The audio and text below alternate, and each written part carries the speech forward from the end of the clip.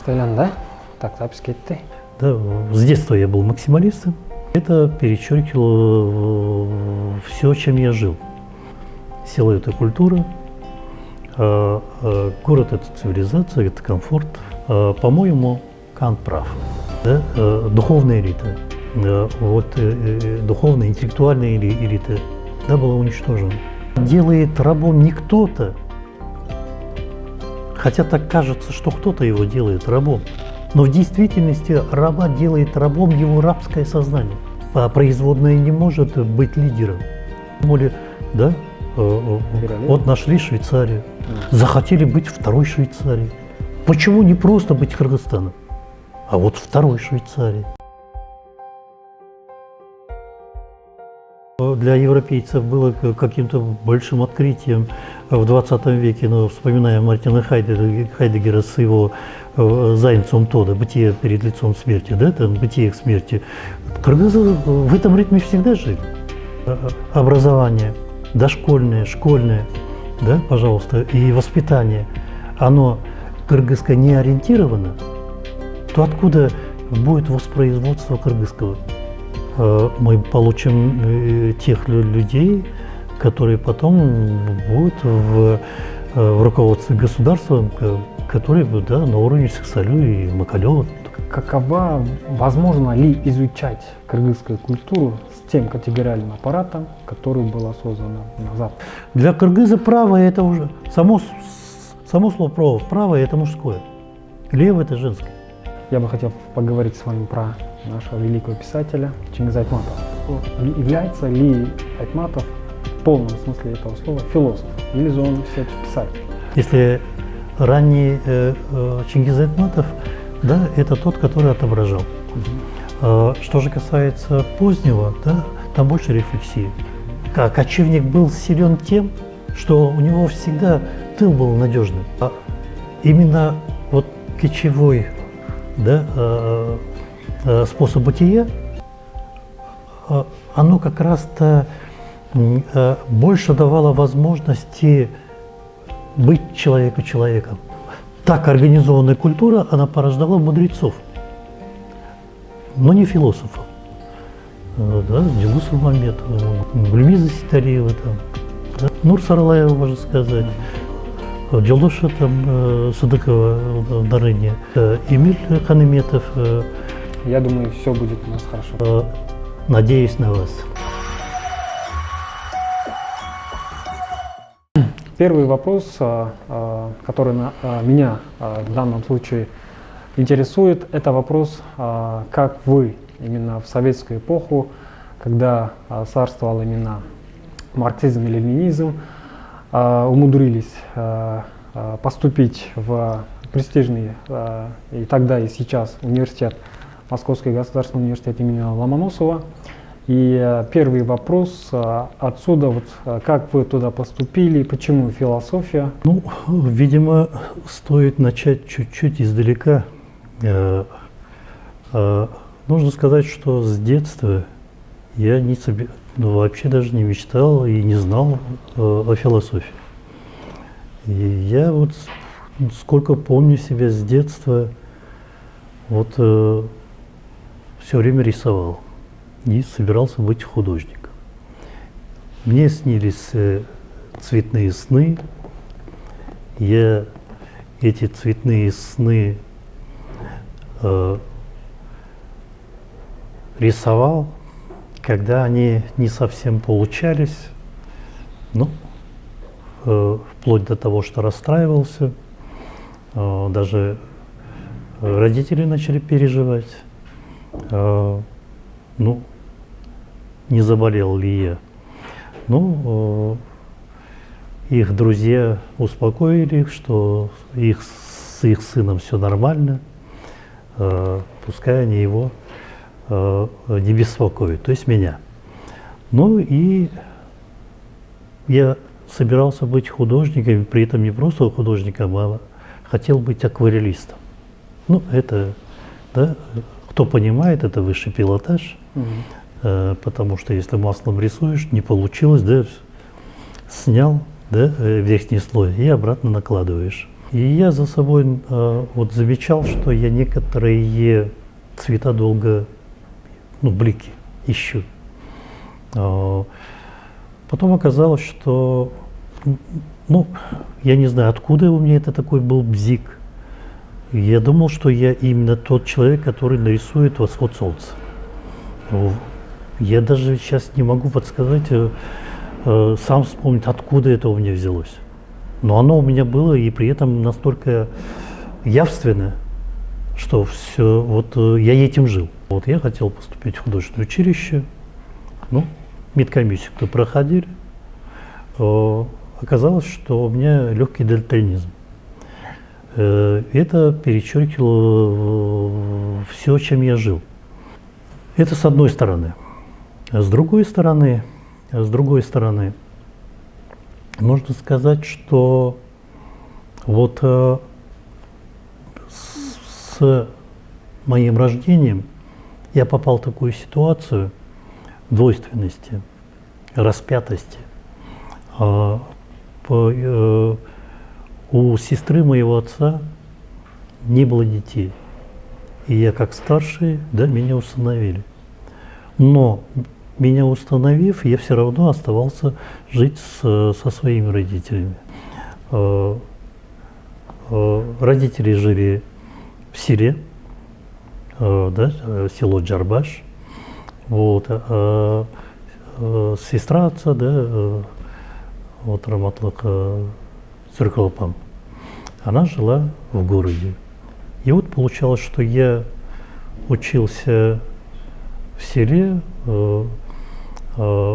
каникулы проводил в городе. Ну, вот эта распятость дало возможность мне, скорее всего, понимать больше, нежели понимают и сельские, и городские ребята. По-другому говоря, это культура и цивилизация. Здесь я, скорее всего, скажу, село – это культура, город – это цивилизация, это комфорт. Получалось так, что я был, да, как бы лишним и там, и там. Скорее всего, это было тем, вот, той базой, да, тем фундаментом, на котором потом построится то, что, чем я потом вот всю свою жизнь занимаюсь. Вообще, вот знания философии и увлечение философией, ничего не было. У меня было увлечение поэзией. Ну, на философском факультете МГУ это было 3 отделения. Это отделение философии, да, отделение научного коммунизма и отделение социологии. Я ушел по болезни в академ, вернувшись через год, я решаюсь не просто продолжать учебу, а пытаюсь перевестись с отделения научного коммунизма на отделение философии. Вот. Но так случилось, что когда я уже перевелся, да, год или через 2, все рухнуло. Вот. И самое престижное отделение стало самым непрестижным.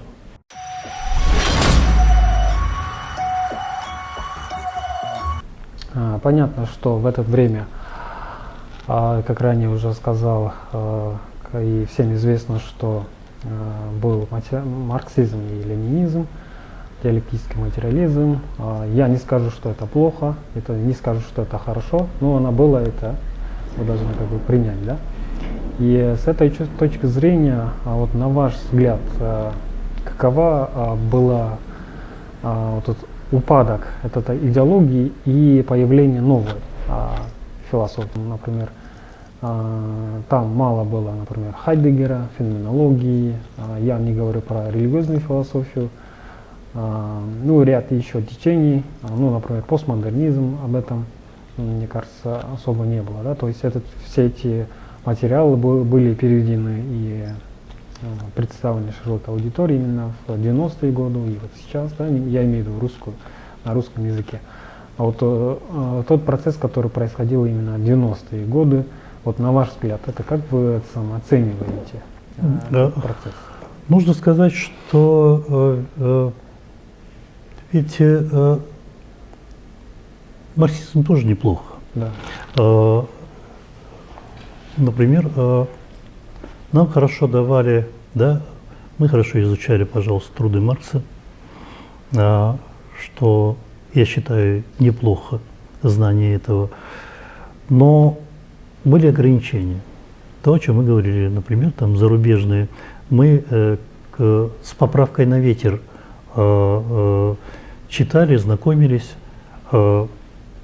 Если ругают, то нужно перевести это с отрицательного на положительный, да, перефразировать, то есть пытаясь использовать изоповский язык, и тогда ты начинаешь понимать важность другого.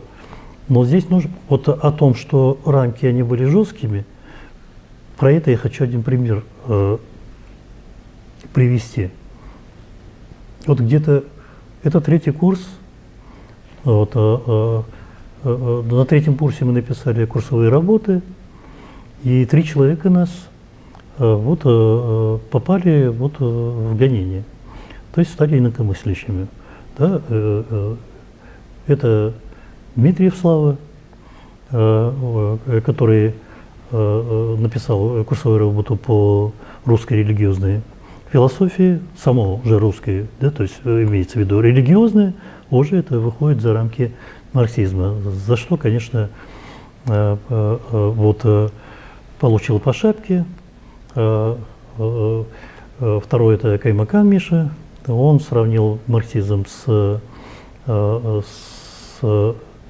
философией Иммануила Канта, да, пожалуйста, например, когда марксизм говорит, что можно познавать, Иммануил Кант говорит о том, что есть пределы, и единственное в этом сравнении он сказал, что, по-моему, Кант прав, за что тоже получил по шапке.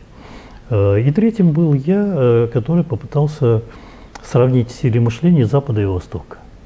Но и при этом я, конечно, не был тем, что какой-то из них сказать, что это лучше. Нет, это разные.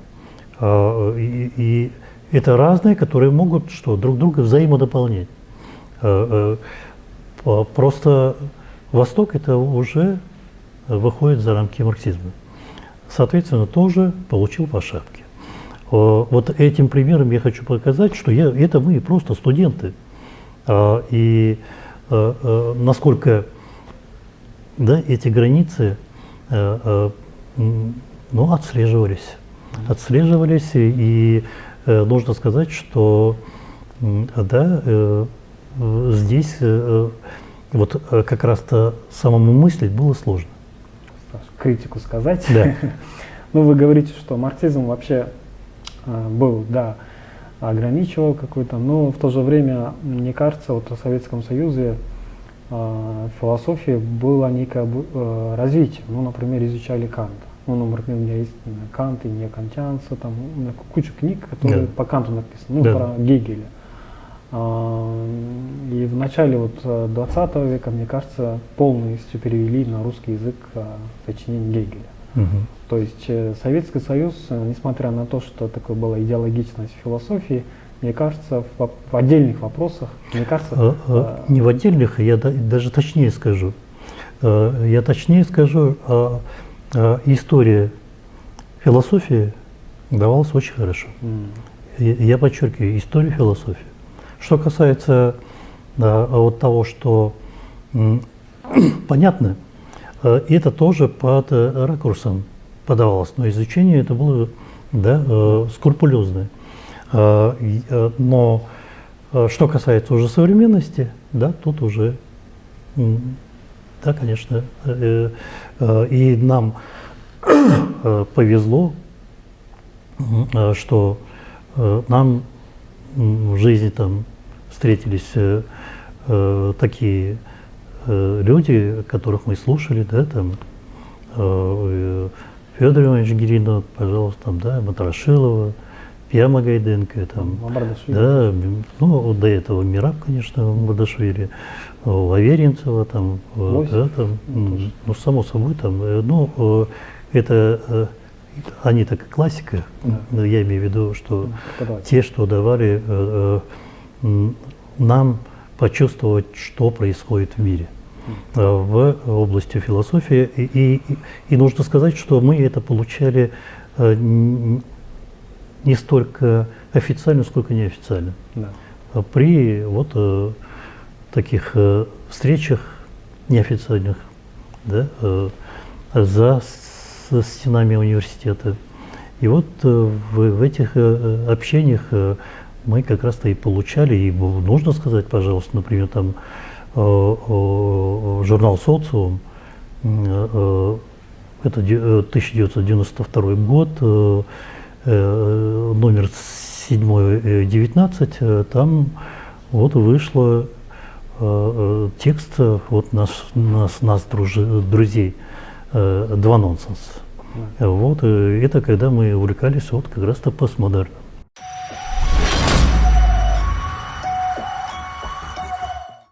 Я читаю ваши работы уже, практически все работы ваши прочитал. Естественно, что когда человек занимается философией, он читает других философов. Он сам, конечно, себя философом сейчас не считаю. Среди бесчисленных ваших публикаций, статей на период именно самой советской власти, я бы хотел остановиться на вашу статью, где вы описываете именно философию, так скажем, не философию, а вот такую мировоззрение наших кыргызов, не в смысле там народа, а именно вот те, кто занимались философией, были интеллектуалами. И вы ввели такое понятие, как имитационное существование. Да? Под этим вы имеете в виду, сами, наверное, дополните, коммунизм, марксизм, ленинизм, вся наша традиционная культура, которая до этого существовала, например, кыргызов, да? Те люди, которые могли бы передать вот эту большую традицию, они, к сожалению, ушли. А как это, что же произошло? Речь идет о том, что, пожалуйста, да, этот момент событийствования вот кочевника с окружающим миром в нас, оно было, но это позитивное было, потому что мы не противопоставляли себя природе.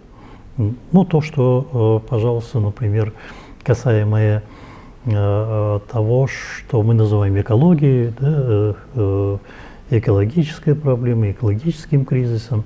Вот всего этого как раз-то с кочевником, кочевникам это близко не подходит, потому что это сосуществование давало особое отношение ко всему живому, окружающему. Но элемент событийствования, вот этот механизм в кочевнике сидит.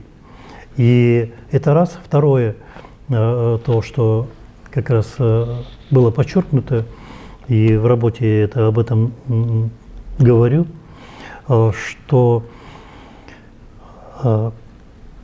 кыргызская элита, да, духовная элита, духовная, интеллектуальная элита, да, была уничтожена. И святое место пусто не бывает, на их место начали приходить те, которые не совсем соответствовали этому месту. И вот требования сверху, имеется в виду, пожалуйста, коммунистов, да, ко всем республикам и ко всем даже творческим людям это ограничение, да, и это желание, чтобы они, да, делали так, как они делают. И вот в этот момент начинает возникать вот то, о чем мы говорим, имитация. То есть вначале вот идет имитационное существование, кочевник решил, просто дай-ка я поживу как оседлый, потом пришло время, когда, давай-ка я поживу как большевики, да, И вот эта игра через некоторое время стала его сутью, выбивая его внутреннюю суть. И тогда оно срабатывает на уровне сознания. И сознание становится имитационным. И теперь, когда имитационное сознание закрепилось, оно может только порождать имитационное существование. И вот в этом ритме практически мы вот эти 70 лет и жили.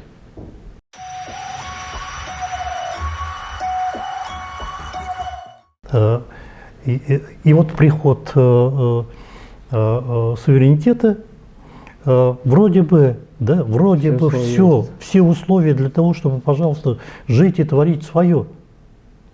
Но ты не можешь этого сделать. Почему? Потому что ты на уровне сознания другой. Ну, вот как я пример приводил и привожу всегда, и своим студентам тоже говорю, да, раба делает рабом не кто-то, хотя так кажется, что кто-то его делает рабом, но в действительности раба делает рабом его рабское сознание. И в этом отношении, пожалуйста, если даже его посадить, я не знаю, там, на кресло, там, на трон, все равно это будет раб, сидящий на троне. Почему? Потому что его сознание такое. И от того, что если посадить на трон он, или на какое-то кресло, да, он от этого господином не станет. То есть, значит, что? А вся проблема она в сознании, на уровне сознания. Значит, если же на уровне сознания не изменится, то ничего не произойдет. И вот то, что, говоря о наших проблемах, да, в Кыргызстане, как раз вот корень лежит там, что мы как раз-то и не можем избавиться от имитационного сознания.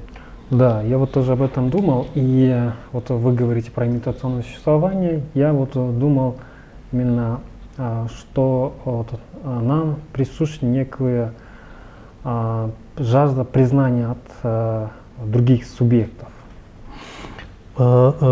Потому что имитационное, оно подразумевает, да, имитацию оригинала.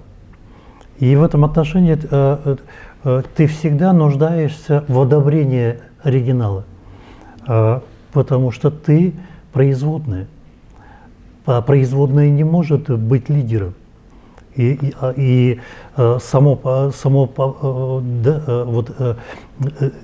ритм бытия производного, да, оно порождает такое бытийствование, которое, можно сказать, бытийствование по следу. То есть, когда ты всегда, если даже, ну, пожалуйста, да, мы суверенитет обрели, да, уже большевиков-то ведь нету, да, если до этого мы равнялись на них, то теперь нужно было себе придумать новое. Потому что имитационное сознание не может без оригинала быть. И пожалуйста, мы вдруг себе придумали, да, вот нашли Швейцарию, захотели быть второй Швейцарией. Почему не просто быть Кыргызстаном, а вот второй Швейцарией? Улавливаете? Вот язык сам себе подсказывает. Здесь уже, если мы его размотаем, уже здесь лежит имитационное сознание. То есть желание быть вторым. Но амбиции у второго, да, оно сильнее, чем у первого, потому что она болезненная. И при отсутствии, то есть он не может перед оригиналом, например, там, да, выставлять себя как естественное. А вот среди других, среди таких же, как он, да, жестокость появляется. То есть борьба за того, чтобы не быть третьим, четвертым, а быть вторым, да, но не первым. Потому что само желание быть первым – это невозможно на уровне этого сознания, которое мы называем имитационным.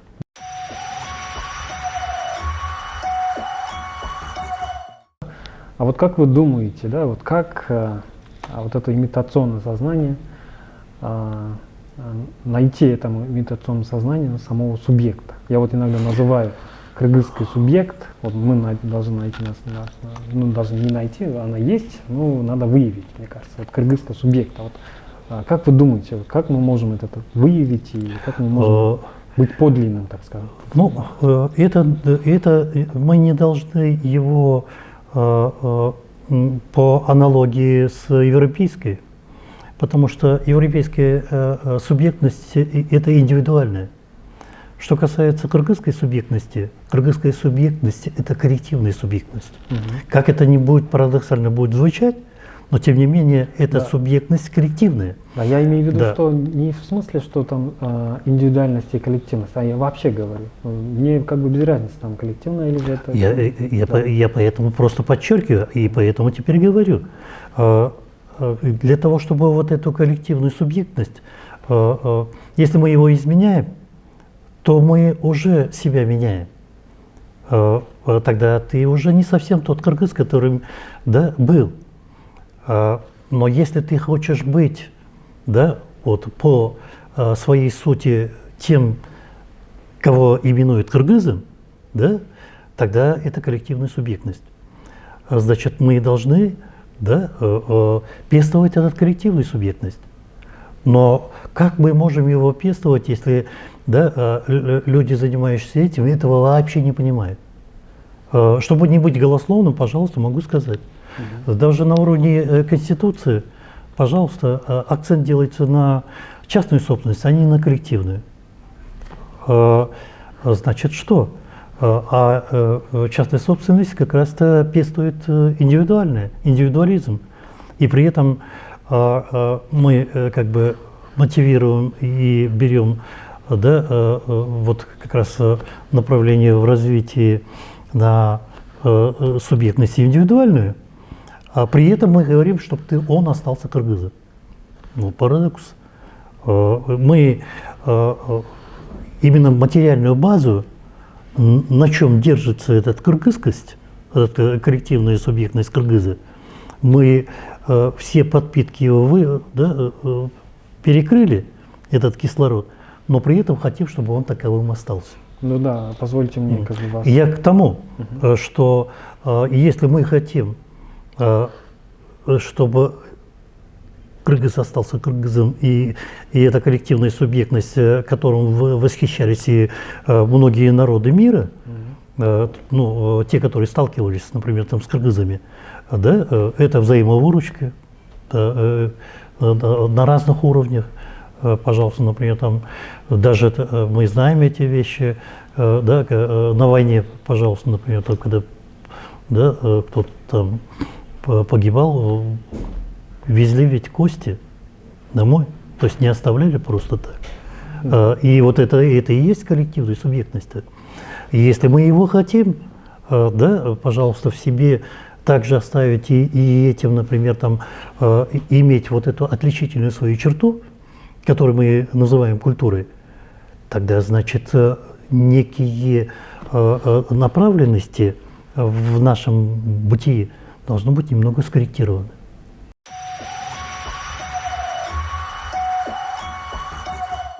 Изучение кыргызской культуры, поиск самого идентификации.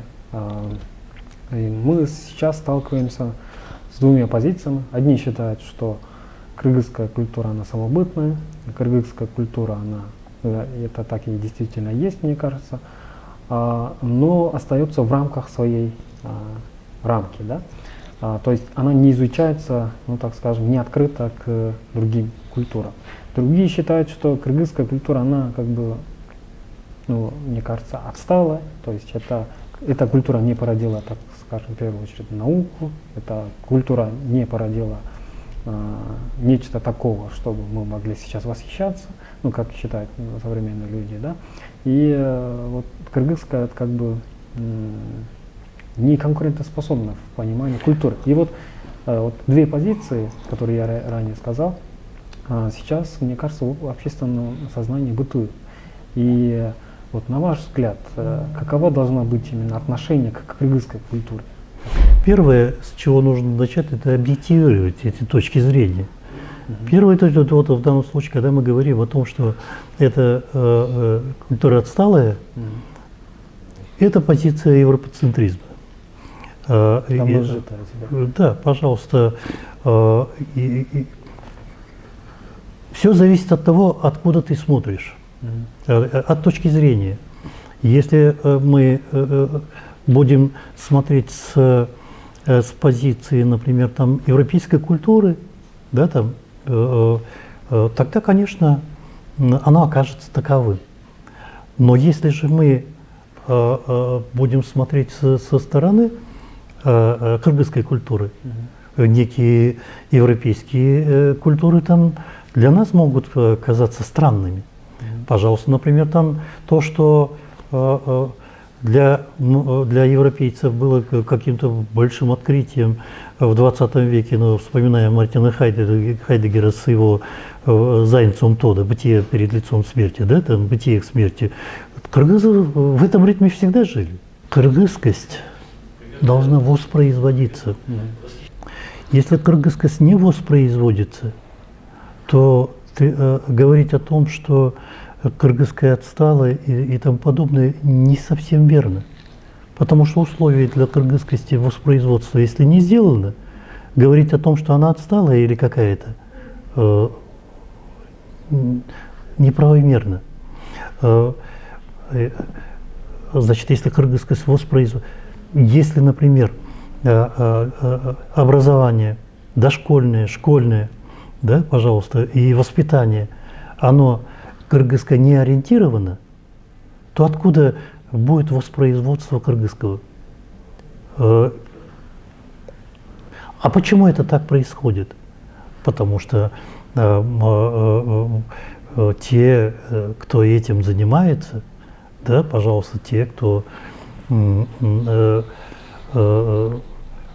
вот в государстве, именно в государстве этим занимаются, если этого не понимают, то и акценты не будут расставлены. И тогда просто, если само как бы существование школы, да, там ряд как этих зданий и присутствие там этих учителей, можно называть образованием. Но это не так же. Вот. И если учителю, например, там, да, достойную зарплату он не получает, откуда воспитание, откуда образование? Да. И соответственно, мы получим тех людей, которые потом будут в руководстве государством, которые, да, на уровне Сексалю и Макалева, тут народ там смеется, и оказываешься в роли клоуна. Те, кто так утверждает, там, либо отрицают, либо как бы возвеличивают, мне кажется, вот уместно будет вспомнить Мишеля Фуко, где он рассматривает именно истину в связи с властью, да? То есть именно кто обладает властью, то есть именно истина уже зависит от власти, да? Ну, например, у Советского Союза была своя истина, у европейцев, у США были свои интересы, истина, да? То есть тут именно истина подчиняется именно самой политике, мне кажется, да? Речь идет о том, что у нас путают цели и средства. Что касается власти, власть – это средство, а не цель.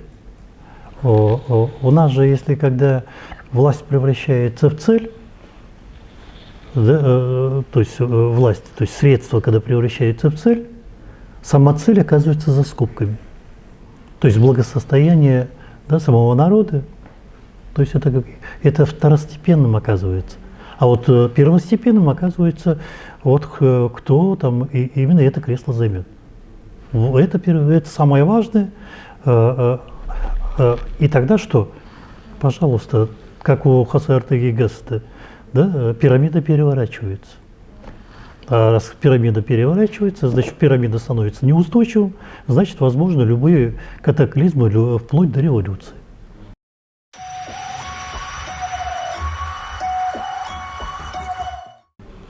Да, относительно самой философии вы говорите про Мартина Хайдеггера, то, что было в западной философии нечто открытием или нечто новым, или, скажем, не новым, ну и как популярным в 20 веке, потому что Мартин Хайдеггер был в начале 20 века очень популярным философом, и все интеллектуалы ходили к нему и учились, да. И вот об этом я тоже подумал, что вот как на философском уровне, да, как философском уровне найти в кыргызской культуре нечто такое, что мы могли бы об этом говорить. Ну, это первый вопрос. Второй вопрос, который мы с другом всегда обсуждаем.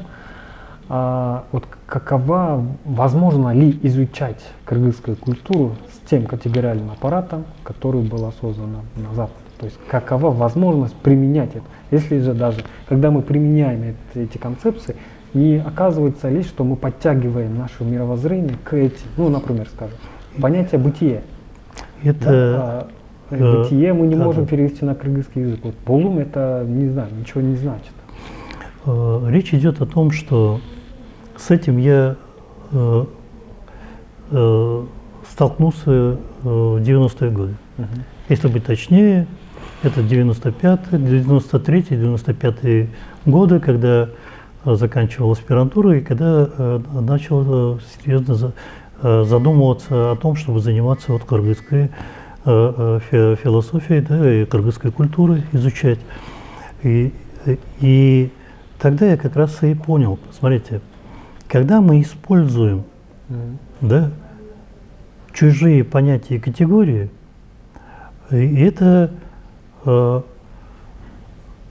одно и то же, что идти по следу. Если ты идешь по следу, то ты можешь увидеть только то, что он видит. Или ты можешь видеть только его глазами. То есть, что значит его глазами? То есть рамки этого понятия. И тогда получается, что если мы с таким образом подходим и рассматриваем, тогда получается, что какая-то культура оказывается дикокаменной, или какая-то там отсталой и тому подобное. И если же мы хотим вот свое уникальное увидеть, да, я не говорю, что от всего понятийного, да, категориального аппарата нужно отказаться. Нет, речь идет о том, что важные категориальные аппараты для разных культур могут быть разные. Ну вот как в свое время тоже говорили, да, про основной вопрос философии, там, помните, там, да, что первично, там, и познаваемость, да.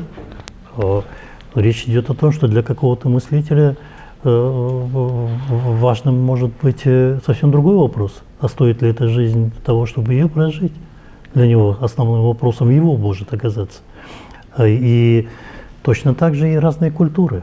И в разных культурах, если мы хотим увидеть эту культуру, да, важно ее изнутри, но при этом видеть и другие, как видят это, сравнивая со своим сопоставителем, тогда можно эту уникальность уловить. Как пример могу привести, пожалуйста, например, исследования, особенно подвержены этому историки. Вот, описывая, например, там Бозю Юрту, да, вот историки переписывают то, что в свое время написали другие, там, Абрамсон, Берштам, там, например, там, да, а они-то ведь другую культуру видят извне. То есть они продолжают свое в чужое. И тогда ты как бы в пространство другой культуры входишь извне. И когда ты входишь, да, ты видишь с правой стороны, пожалуйста, это женская сторона, с левой стороны это мужская. Вот. И все, ну, это правильно, это нормально, это правильно, потому что это взгляд со стороны. И когда сторонний исследователь так пишет, это очень правильно. Но когда наши же историки также и пишут, что вот когда ты вот справа и слева, значит что? Они в свою, да, в пространство своей культуры входят извне. Они видят его изнутри. Если, а что? Это на уровне сознания, то, о чем мы сказали. Имитационные. Вот они имитируют, да, там переписывают, вот при этом ссылку могут сделать, что он так сказал. Вот. А речь идет о том, что если ты изнутри, то правое и левое, да, пожалуйста, из почетного места там идет. И тогда, пожалуйста, например, там для кыргыза правое это уже само слово правое это мужское, левое это женское. А не так, что вот той стороны, с этой стороны.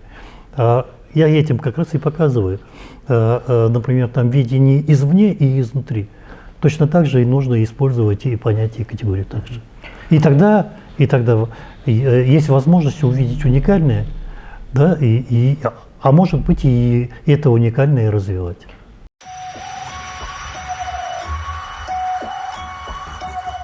Я бы хотел поговорить с вами про нашего великого писателя Чингиза Айтматова. Да, про писателя Чингиза Айтматова много исследуется, много пишется книги. Я и сам сейчас занимаюсь изучением Чингиза Айтматова в кандидатской работе, да, а именно в контексте европейской философии. Ну, я вот хочу именно подойти не с точки зрения, как вы говорите, Тора, то есть, а именно с точки зрения, так скажем, входа. И посмотреть, да, что там Айтматов получается. Вот на ваш взгляд, феномен Айтматова, она какова вам? Это... Феномен... Да, уточню вопрос.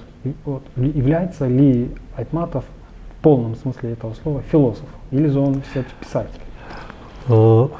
Нужно сказать, что с его произведениями я вырос. И на разных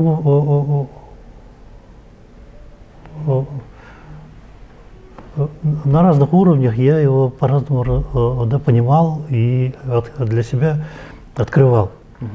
Нужно сказать, что ведь, говоря о Чингизе Айтматове, нужно сказать, что есть понятие гений. Да? Есть понятие гений. И говоря о понятии гения, нужно сказать, что есть разного рода гении. Одни это гении, те, которые могут реальность хорошо отобразить, да, дать возможность ее понять. И эти гении обычно о том, что они гении, узнают, да, от других. Обычно это критики. Да? Через критиков они хорошо узнают, что он оказывается такой гений. Вот. Это те люди, которые как художник отражают, да, тот мир, в котором они живут. Есть гении, которые умеют, да, рефлексировать. Не только отображать окружающую действительность. Чингиз Айтматов прошел вот эти два уровня. Если ранний Чингиз Айтматов, да, это тот, который отображал. Что же касается позднего, да, там больше рефлексии. И именно с этих позиций мы можем их различать и понимать разных Чингиза Айтматова. Да. Я вот знаю вашу работу, которая называется «Творчество Чингиза Айтматова по знакам тревоги». Да? Да. Я правильно говорю. И вы там обосновываете мысль о том, что совсем другой взгляд на Айтматова, о том, что вообще творчество Айтматова это именно тревога. Именно тревога именно обычного кыргызского человека. Именно в том плане, что этот человек уже теряет свою идентичность, свою, то, что мы говорим, субъектность, да? И вы рассматриваете, например, тот же самый Асель, Хадича, там, то еще дальше, да? То есть именно с позиции именно утраты, и из позиции культуры и цивилизации, то есть, да, город, там, село, культура, цивилизация. И вот мне интересен ваш подход. Вот, не могли бы вы об этом вкратце и емко нам описать?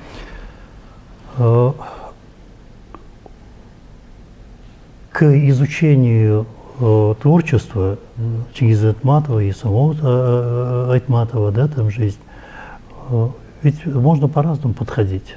Обычно, да, обычно это традиционный подход, когда начинают там, да, вот он да, там, родился, женился, там, то, все и прочее, говорят про жизнь.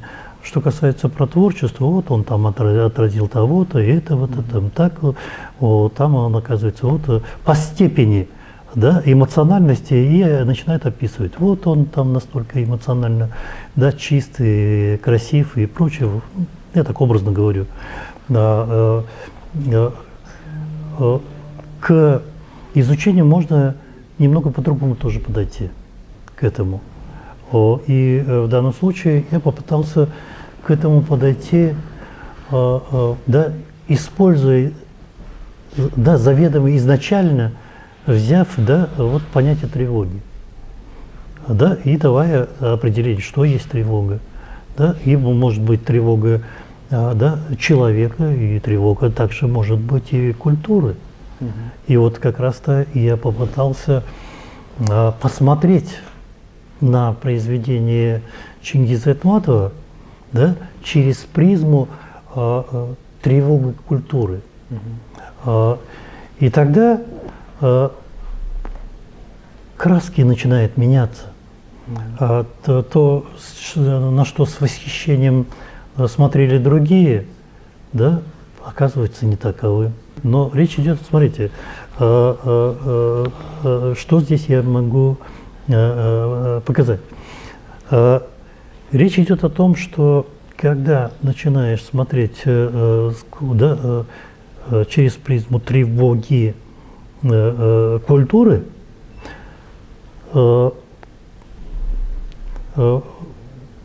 герои, которыми мы восхищались, оказываются не таковыми. Джамиля, пожалуйста, да, это вопрос о том, что муж, мерзавец, сволочь, гад, не об этом речь. Речь, потому что это будет как оправдание. Потому что он такой, и поэтому я изменил. Это не совсем то. А мы говорим о личностном, да, поступке личностном. Да, в данном случае, пожалуйста, например, поступок Джамили. И не простое это время, а военное. Кочевник был силен тем, что у него всегда тыл был надежным. Поэтому кочевник мог, да, горцевать, да, и воевать, и самое важное, даже умирать. Почему? Потому что он всегда знал, что его семью и его детей никто не бросит. Род, пожалуйста, вот это то, о чем мы говорили, какая коллективная субъектность. И здесь получается первый учитель, да, которым восхищаемся, там, пожалуйста, вот он такой-сякой. Он учит тому, с чего сам толком не знает. И он как раз расшатывает культурные основания, на котором держится, да, человек, которого мы именуем кыргызом.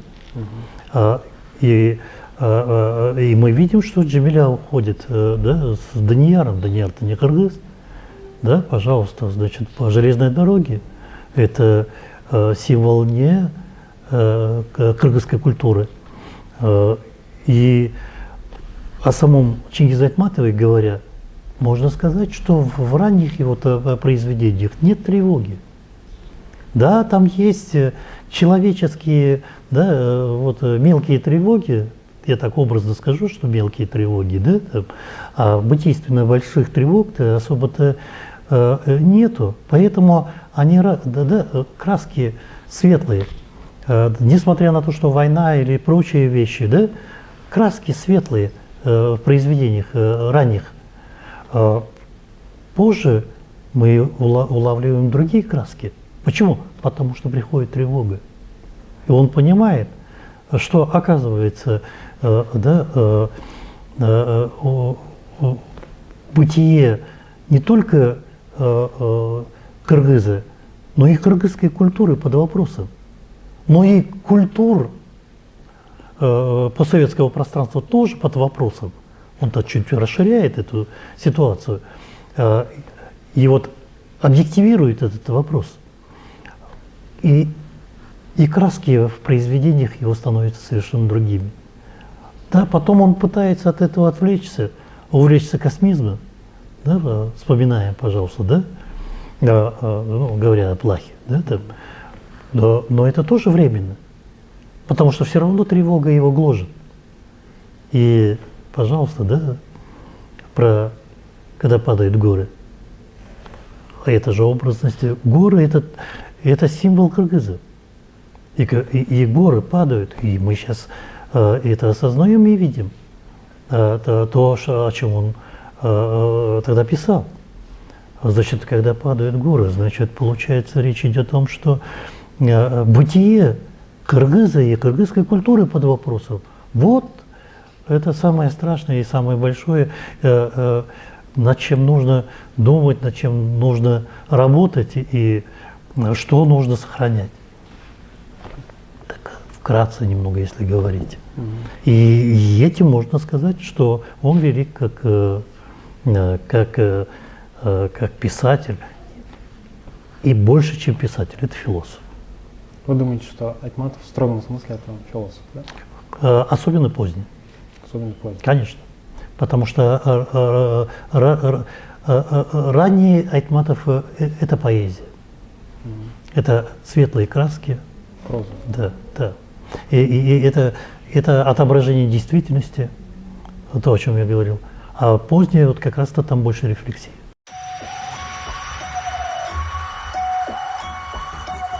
Мы поговорим про современную философию именно в Кыргызстане. Я не говорю о том, что происходит в Западе, что происходит в России. Это вопрос у них, да? И самой философии в Кыргызстане, это какова роль? И есть ли вообще в Кыргызстане философия? Являются ли вот официальные институты, которые занимаются философией, насколько их уровень это показывает, да? И есть ли отдельные индивидуальные философы, которые вообще не связаны с официальными институтами, университетами, да? А вот ваша оценка современной кыргызской философии. И вообще, можно ли мы можем считать, что есть ли вообще вот кыргызская философия? Нужно сказать, что ведь бытие кыргызов, если взять, то кыргызы ведь не сразу стали кочевники, они были оседлыми. Но переход ведь важен, почему он вдруг решил стать кочевником. А потом здесь-то вот как раз-то не в том, что еды не хватало, как некоторые там пытаются показать, особенно историки, эту сторону, а речь идет на уровне бытийственном, на уровне того, как ты организуешь вот свою духовность, да, свою жизнь. И именно вот кочевой, да, способ бытия, оно как раз-то больше давало возможности быть человеку человеком. Я подчеркиваю, быть человеку человеком. И это как раз-то кыргызов подкупило. И они стали кочевниками. И если я вас правильно понимаю, я хочу добавить, что значит кочевникам. То есть они мудро, да, обустроили свое бытие, свое культурное пространство. А мудрые – это уже не философия. да. И, Да. соответственно, что, да, это так организованная культура, она порождала мудрецов, но не философов. И когда вот это обустройство, да, бытия начало рушиться не только извне, да, захватом, например, там оседлых кочевой территории, но и самим желанием кочевников поиграть в оседлых, да, оно как раз-то и разрушило вот это мудрое обустроение. И теперь вот этот мир не порождает мудрых. Мудрость потеряна, и поиск философии. То есть это практически 20-е годы, 20 века, вплоть, пожалуйста. И нужно сказать, что, хотя там мы можем сказать Джусупа Баласагына вспомнить, других вспомнить, пожалуйста, например, да? Но ведь как культурное явление не было философии. И как профессиональное понятие. Те же, которые сейчас себя позиционируют таковыми, да, это те, которые чаще всего, конечно, вот как раз взгляд на свое со стороны. Это те, которые используют понятие и категории европейской культуры. Ну, марксизм тоже самое, европейский, как бы это не звучало. И сказать о современных, о философии в Кыргызстане сейчас. Нет, я хочу это и сказать. Оригинальных нету. Если там некоторых только не подчеркнуть, и надежда на вас, вот на подрастающих вас, на кого я больше всего надеюсь. А так я могу, конечно, там некоторых только, которые пытаются что-то сделать. Там, Джилусу Мамбетову могу сказать, да, пожалуйста. Ну, профессиональных там, окончивших, пожалуйста, вуз и имеющих посыл, да, действительно, не какой-нибудь там географ, там, историк или еще что-нибудь, там, физик, там, нет, а получившие там базовое образование, да, там, их по пальцам, по одной руке пересчитать. Ну, Гульмиза Ситариева, там, да, даже Джилдус Нурмамбетова, да,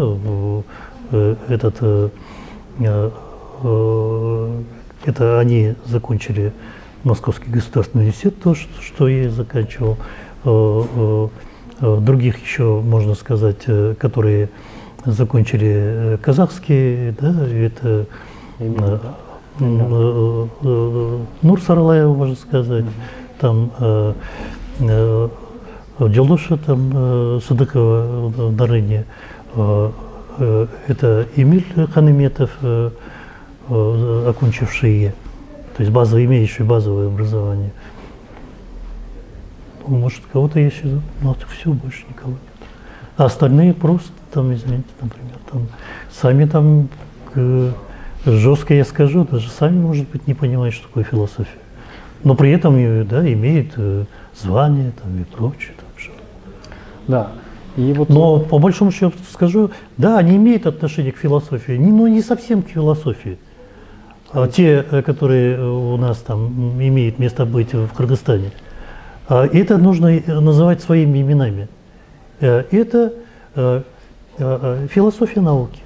Позитивизм. Это философия науки. Вот и все.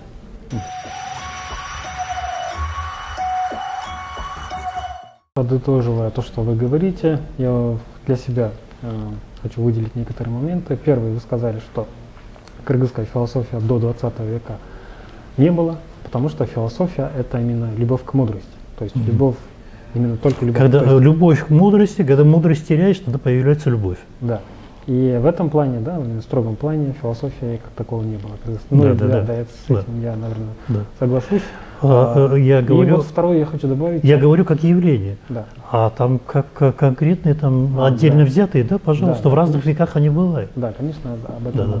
Я имею в виду вот именно европейскому пониманию. Ну, например, как я начал говорить про бытие, мы не можем, мне кажется, переводить этот слово. Ну, с греческого, мне кажется, это звучит «эйнайн», на русском языке это «бытие». Да? Вот «бытие», мне кажется, на кыргызский язык невозможно перевести. Ну да, по-разному переводят, но мне кажется… Речь идет о том, что есть некоторые вещи, которые нужно пытаться переводить, а есть некоторые, которые нужно изнутри вытаскивать. Именно такое дало возможность мне некоторые новые вещи в кыргызской, да, увидеть культуру.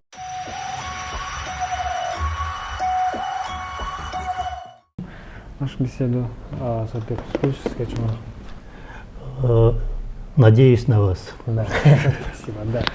Мы попытаемся вас не подвести, потому что вы говорите про бесхозное поколение. Ну, я не скажу, это абсолютно все. Есть люди, которые уже прекрасно все понимают. Я думаю, все будет у нас хорошо, потому что мы воспитаны именно в советскую эпоху. То есть для нас ни Ташкент, ни Москва не является центром, а для нас является центром именно Бишкек.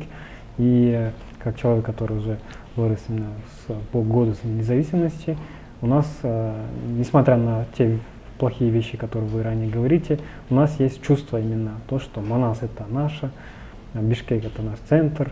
То есть, я думаю, субъектность все еще не потеряна. Как в свое время Иммануил Кант сказал, что центр мира там, где я.